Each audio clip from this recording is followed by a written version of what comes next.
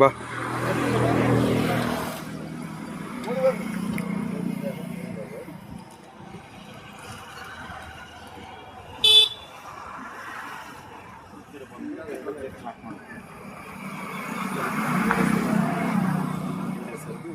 ಈ ಥರ ಇಡೋದು ಒಂಚೂರು ಕಡೆ ತೊಗೊಂಡು ಗಾಡಿ ಬ್ರೇಕ್ ಗೊತ್ತೇಗೆ ಹಿಡಿದು ಕೈ ಊರಿ ಪುಷ್ ಮಾಡಿ ಹಿಂಗೆ ಹತ್ಬಿಡ್ಬೇಕು ಮೇಲ್ಗಡೆ ಫಿನಿಶ್.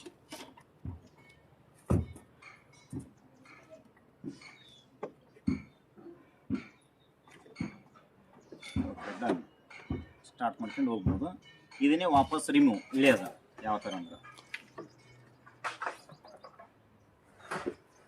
ಸ್ವಲ್ಪ ಮುಂದ್ಗಡೆ ಸರಿಬೇಕು, ಒಂದು ಕಾಲು ಈ ಕಡೆ ಹಿಂಗೆ ಬಿಡಬೇಕು, ಈಚೆಲ್ಲ